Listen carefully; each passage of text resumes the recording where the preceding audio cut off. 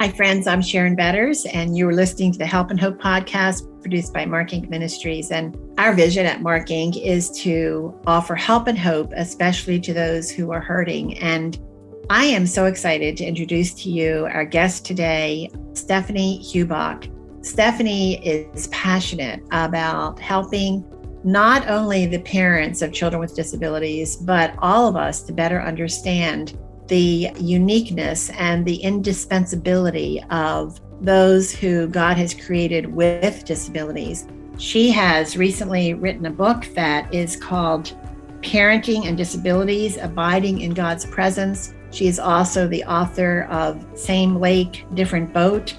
Stephanie's whole life revolves around helping us understand that what we often call weaker is actually what God calls stronger. And so today we're going to be talking about disabilities, about the needs of parents of children with disabilities. We're going to talk about what it means when we understand that children with disabilities are indispensable and how our worldview when it comes to disabilities can be transformative in our own lives as well as in the life of the church.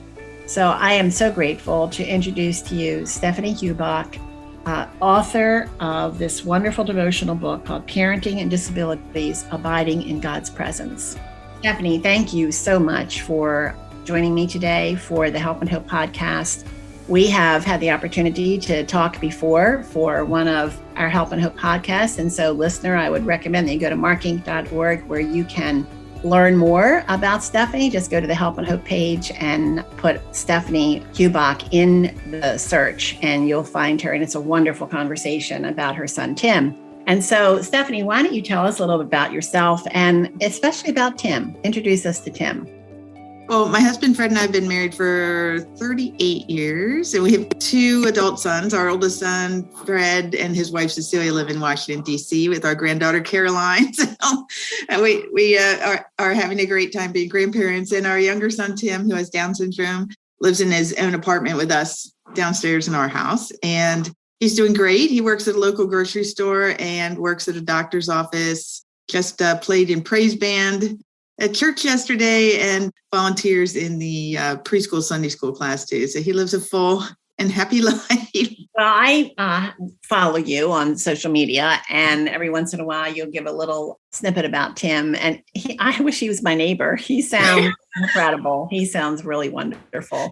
Well, in your book, you just written a book called Parenting and Disabilities, Abiding in God's Presence. And it is a 31-day devotional. And I have to tell you, I don't parent a child with disabilities.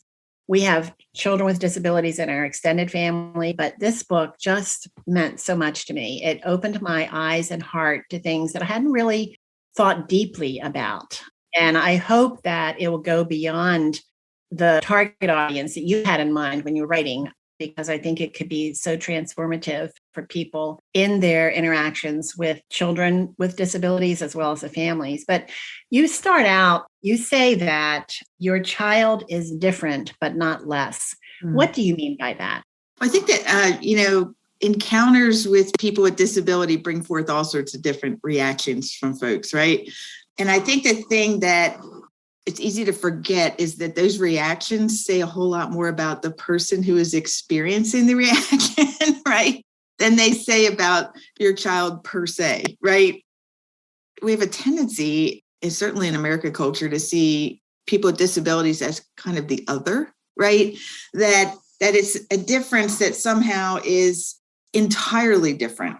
A life that's entirely different than yours and mine, or that they have needs, core needs that are completely different than yours and mine. And it creates this space, right? This distance, this otherness between people. And I think that really just comes from an inaccurate way of thinking, right? And so your child does have differences, right? And some of those differences do create some level of difficulty, right? They also create some level of blessing, right? So we don't want to negate that either. But there's often an obvious level of some difficulty that comes with that.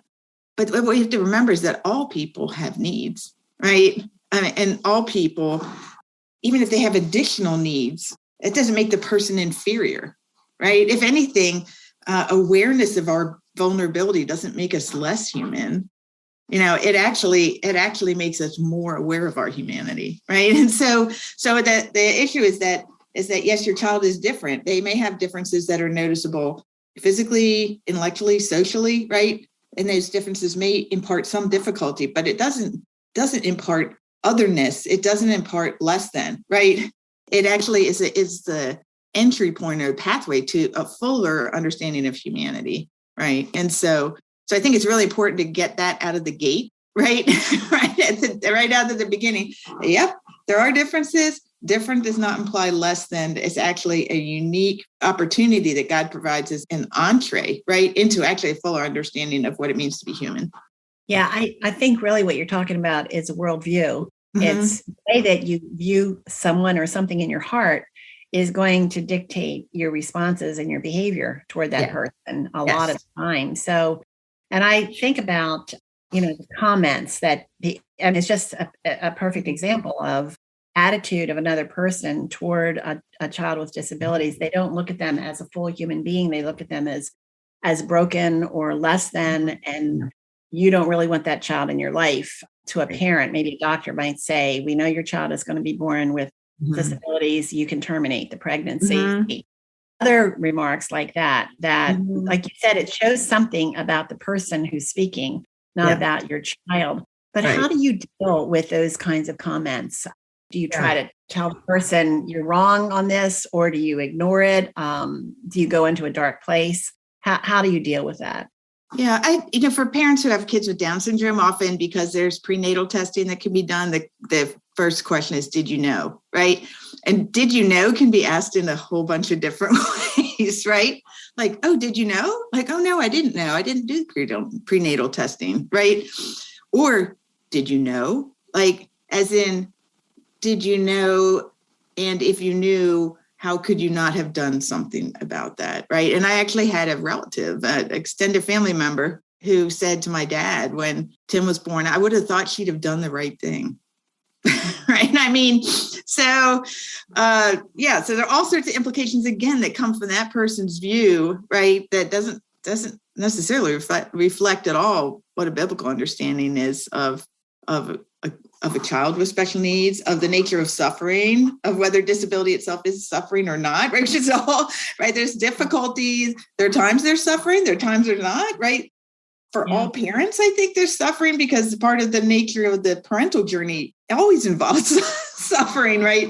But it's a difference of degree and a difference of application, right? Sometimes of what that looks like. So I'm digressing here a little bit, but I think it reflects more, when you get comments like that, it reflects more a view that a life touched by disability is a life defined by endless, merciless suffering, right?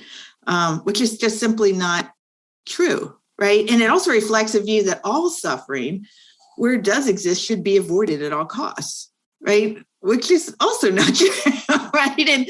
And so I think the way, in terms of responding to that, I think it still sounds simplistic, but I think it's what works for me, right? Which is to, as it said, the scriptures say that Jesus was full of grace and truth, right? So you respond in grace and say, how much did I understand or not understand about disability before Tim was born, right? So that posture helps me. The second is that grace basically means responding with undeserved kindness, right? Undeserved kindness in the face of offense. So that's the grace piece. The truth part then becomes, educating about disability, right? And helping people to see the world differently, to see other people differently, educating about the value of every person, right? And then educating about God's gifts that come in the midst of struggle, that sometimes only come, right, through suffering and struggle. So I think holding those things in tension, both truth and grace, right? It's easy when somebody's offensive to you to just go straight for truth, right? But also to respond with grace. And, at times when Tim was little, where I would feel like people would do or say something in the grocery store. And there were times that I felt like I would just decide in advance whether I was up to an engagement or not. Said, if I get a stupid comment today, right? And I was like, I think I'm up to educating today, right? And other days, like, I'm going to give myself permission to just walk away from anything that happens today. I don't know if that makes sense or not, but I think you have to, for your own mental health and emotional and spiritual health, sometimes you have to set some boundaries on other people's remarks. I think what you're saying, it makes a lot of sense. It's really, it's saying, what is my purpose today? What has God equipped me to do today? And I'm pretty sure that he hasn't equipped me to confront this person today. Or like you said, this is a day with grace and truth to be kind, but it's a daily thing. But I think keep going back to what is my purpose today. And the other thing I love, Stephanie, about you and your journey is that you remind us that there's great joy in the pathway, that having a child with disabilities is not a death sentence. It's not a sentence to a life of horrific struggle and pain and all of that. And it's a lot of in your perspective and your heart. And if you go back to your worldview that God created this beautiful child for a purpose. I want to talk about that in a few minutes. But you talk in your book about how God's deliverance can precede a difficulty in your life. And could you share a story in your own life where you saw God do that? Yeah, it's this whole idea that God makes a way before we know we have a problem, right? And I think if we remember that that's always true, there are times we see it in this wow sort of way, right? But because of who God is and what a faithful father he is to us, that's always true. He's never caught surprised by our circumstances, right? He has always created a way before we ever even become aware of the circumstances. And so I think for me, one example that Tim had bacterial spinal meningitis as a baby, right? And the way that came about, actually, not biologically, but step by step in terms of how that day unfolded, he had had a severe cardiac defect, which a lot of kids with Downs have. And we had this 8 a.m. appointment at Hurtful Medical Center, which is, it's getting an infant and a 2-year-old off to their respective places in time for 8 a.m. appointment. It's no easy task anyway. So I had fought having that appointment, and it was the only day they would give me the only day, the only time. I was like, okay. So we made it happen. I got there and the doctor was 3 hours late. Okay. So, and this is what I always remind myself now when I am waylaid somewhere, because what happened at the end of that 3 hours, he had a great little checkup. We're checking out, and all of a sudden Tim just started to look really agitated. He had reflux, so he often had his own gastrointestinal thing going, right? But he was not himself. And the nurse looked at him and said, "Is he okay?" And I said, "He does not seem, he's doing more than he usually does." And then she checked me out, and I know I'm Presbyterian, but I heard a voice, and I am not kidding. And it clears a bell in my mind like it was a road sign in capital letters: "Do not go home. Do not go home." So I said, okay, I don't know what I'm doing, but I'm not going home. So I went back into the waiting room, sat down. In less than 5 minutes, Tim just started to nosedive. His breathing went shallow, all sorts of difficulties. And anyway, basically, he ended up being admitted to the hospital, had bacterial spinal meningitis. So he would have died in the car on the way home, right? If I had. So that's just an example of where God gave me an appointment I didn't want, in a place I didn't want to be, right? With a doctor that wasn't on time, right? And yet, because of the ordering of those circumstances, he had already put me in the absolute best place, only place that would have saved Tim's life in the first place. It was an amazing experience when I look back at it. And, God uses all kinds of things. He doesn't have to stick with our little definition of how he speaks to us. Right. He surprises us in beautiful ways, exactly at the right moment. That's amazing. I can give you a less dramatic one if you want a less dramatic version. We had wanted him, he had done a very inclusive elementary experience. We wanted to follow up with that in middle school. We got so much resistance from our school district for middle school. I mean, that's a whole story in and of itself.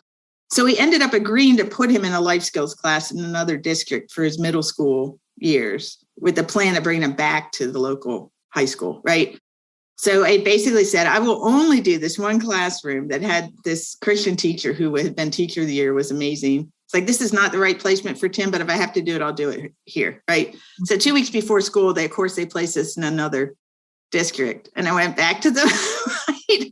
And I was like, I guess maybe we didn't have a clear understanding. Right? But anyway, miraculously, what do you know? All of a sudden there's an opening, right, in that classroom. And that was exactly what Tim needed in that time period. When I look back at that, his teacher's name was Sandy Yoder. We used to call her Sergeant Yoder because she just ran a tight ship, and Tim needed to be weaned off of having had an aide, right, and learn to really do things independently. And it's what actually set him up for success in high school. So those roadblocks, even a roadblock can be God's provision, right? That his way of creating a pathway that sends you down the channel of where he wants you to be in order to do what he intends to do. Well, I can see how he is sanctifying you all these years through your wonderful son. That, lots of times it's not about the other person that we're concerned about. It's about our own hearts, and teaching you about trusting him. So when you're facing the next crisis, I would imagine that would be a reminder to you, just like he tells the Israelites, remember my faithfulness can diminish some of the anxiety. It's still a war. I know it's still a war, but Stephanie, ever since I've known you from the first time I met you, I've been reading your work, your books, and you have made it really clear that your child is indispensable. It doesn't matter what the world sees, the view of, their definition of broken or anything like that. The child is indispensable. Why do you say that? And why is it so important for not only the parents to understand this, but for us, for those of us who are not in the middle, in the thick of the battle? First of all, I just want to touch base on what you said about brokenness, because I think that's one of those errors that we make is we look at people with disabilities and we say, well, you're broken, but what's the implication? I'm not. The universal nature of the human condition is that because we live in a world impacted by the fall, every person and in every aspect of their personhood experiences degrees of brokenness.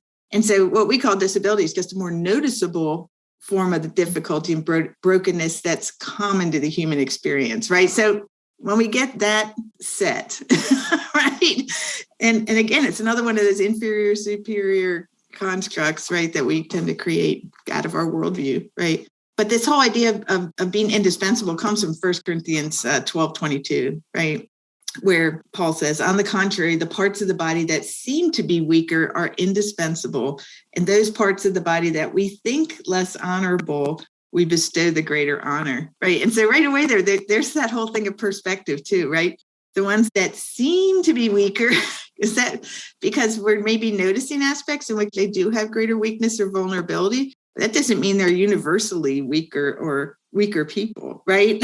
And it doesn't mean that we think they're less honorable because we're importing our value system, not God's, onto that person. That it just exposes that worldview. And so I think Andy Crouch's book, Strong and Weak, he does a really great job of talking about that flourishing takes place at what he calls the intersection of authority and vulnerability. And so let me explain that. So he said what he means is that he describes authority as the capacity for meaningful action, right? And vulnerability as exposure to meaningful risk. And he says, look at the life of Jesus, because Jesus' life is full of the capacity for meaningful action and the fullest forms of exposure to meaningful risk for us. And that real flourishing in life takes place only when both of those things are present. But what we tend to think about life, the typical person usually says, oh, the more authority, the more control, right, I have, and the less vulnerability, the better off I'm going to be.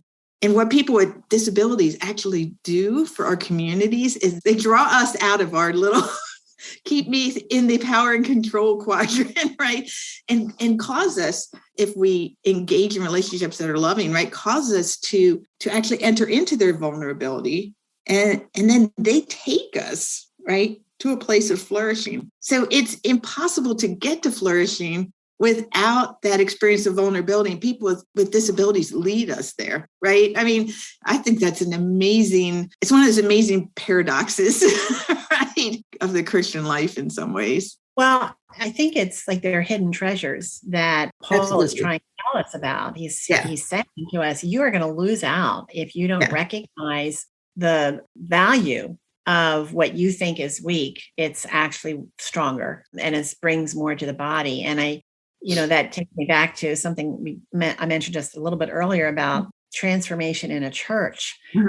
How many churches there are that have not captured the vision, the joy of having ministries that are designed specifically to not set aside those who have disabilities, but to integrate them into the life of the church. And, how does that transform the church? So I know that you're passionate about that. I know that you've talked, God is using you to open up hearts and eyes of church leadership to understand the incredible gift that we are not experiencing. So talk to us a little bit about that how viewing a child who is disabled or a family that is caring for a disabled child as indispensable to the church, how can that transform a church in a very specific way? I think when we approach people with disabilities with a positive sense of expectancy, we have a tendency to look at people with disabilities through this lens of being consumers of our care,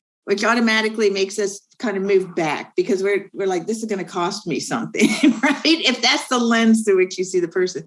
If the lens through which you see the person is like, yes, there are going to be needs and some of the needs are going to be greater. That's true. I'm not saying that there aren't needs there, but there are also gifts there and gifts that are uniquely packaged, right? So sometimes we actually fail to see the gifts because first of all, we're not looking for them, right? Because we're not expecting to see them. We're just looking at someone as a need package. And secondly, we are surprised at how the gift comes packaged. So a lot of people with Down syndrome, for instance, can be very insightful, incredibly insightful. They're great teachers. Could they pass the ordination exam, right? They can't pass the ordination exam, but it doesn't mean they don't have anything to teach us, right? It doesn't mean they're not actually profound teachers.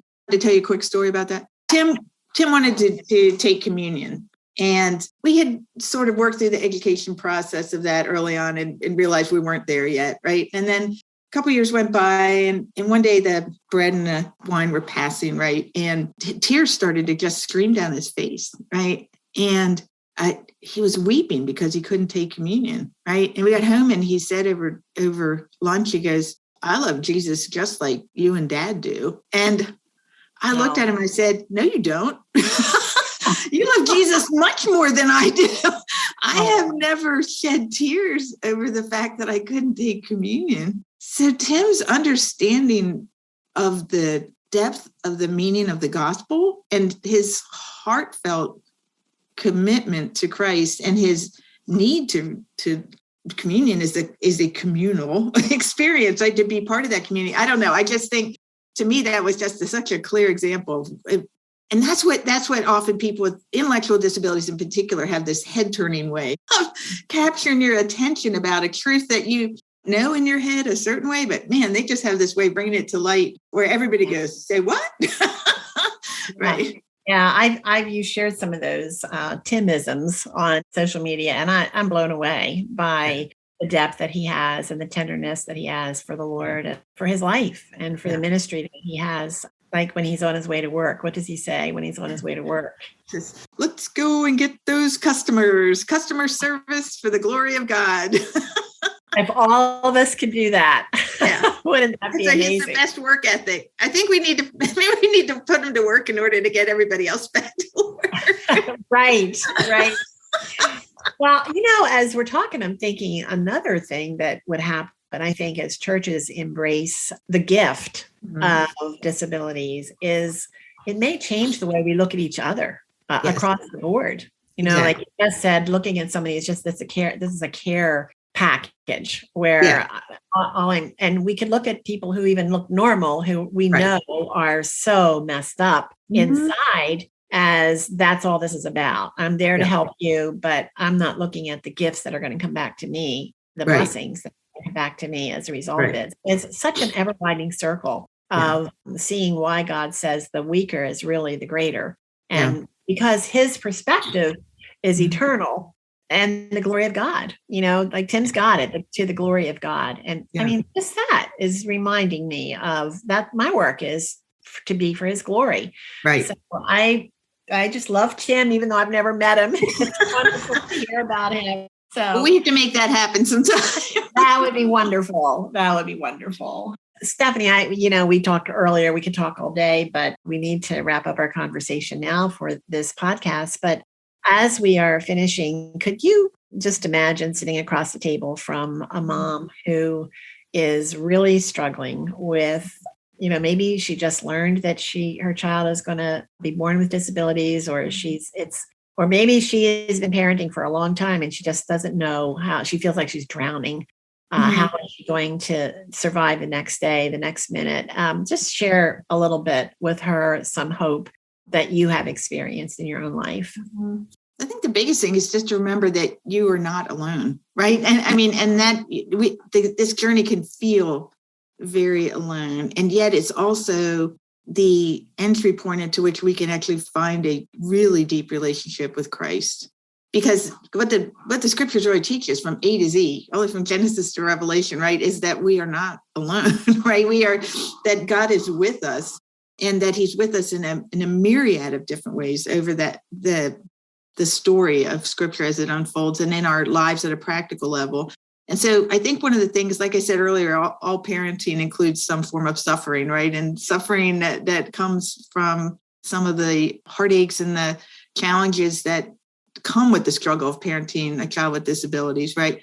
Actually have the ability to take us more deeply into a reliance on Christ, right? In that moment. And so I think remembering that we're not alone, that God is with us, that Jesus is with us in our suffering, that he actually enters into our suffering, right? I mean, we look at Rebecca McLaughlin, I was telling you about a book earlier, right? This book, Confronting Christianity, has a great chapter on suffering. And she talks about the whole story of Lazarus, right? Where Martha comes out to meet Jesus because she had asked Jesus to come. Her brother was sick. Lazarus dies.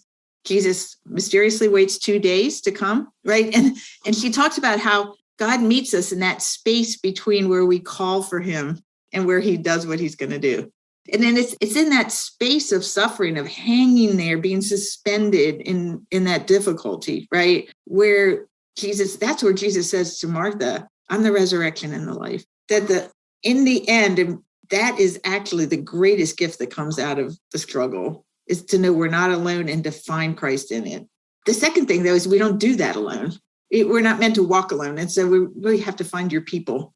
Other people who will point you to that same pathway with Christ, whether it's other believers who also have kids with disabilities, whether it's a Christ-honoring church, right, where you can attend, but you're also not meant to walk this journey alone. So you're not alone. Christ is with you. Seek him even more deeply in the experiences that you have, right? You're not meant to walk alone. Find your people and enter into their lives as well and let them enter into yours. Because that's another thing we do sometimes. We can get so used to sort of carrying things ourselves that we forget how to let other people help us as well. So, Stephanie, thank you. I mean, that is good counsel for other life experience as well. All of those truths they're universal truths that are so specific, but we forget them sometimes when we're in the darkness and in the middle of the ocean and feeling pounded. So thank you so much for that encouragement and wisdom. And one of the purposes of our Help and Hope podcast is to share stories from people who are right in the middle of a crisis or a challenging season, but they can call back and they can say, God is sovereign and you can trust him. And friends, I hope that you are hearing that in Stephanie's story and her voice, that she is calling back to you. God is sovereign and you can trust him. And I hope that you will get a hold of her book. I'm going to have the links of the books that she mentioned in our conversation, as well as her books. She has another book that she wrote called Same Lake, Different Boat, which I highly recommend as well. She just is an amazing person who has a passion for helping others understand what God's call is to us and to see that what we think is lesser is actually the greater. And I just appreciate you so much, Stephanie. I'm Sharon Betters, and you have been listening to the Help and Hope podcast produced by Mark Inc. Ministries. I hope that you will check out markinc.org, where you're going to find lots and lots of free resources just like this one. Our vision at Mark Inc. is to offer help and hope, especially to those who are hurting. And so we have covered a multitude of topics that are designed not just to encourage the person who is hurting, but to equip those who love them to come alongside of them in the journey. So Again, thank you so much. And I look forward to being with you again. I hope that you'll go to markinc.org where you can subscribe so that you will not miss one Help and Hope podcast. Thank you for listening to this Help and Hope podcast produced by Mark Inc. Ministries. Be sure to like, comment, and subscribe. Visit markinc.org, markinc.org, to find additional free resources on a variety of topics. Online counseling services are also available through Anchored Hope Biblical Counseling by visiting helpandhopenow.org. That's helpandhopenow.org. Download the Help and Hope app on your mobile device. Hope is just one click away.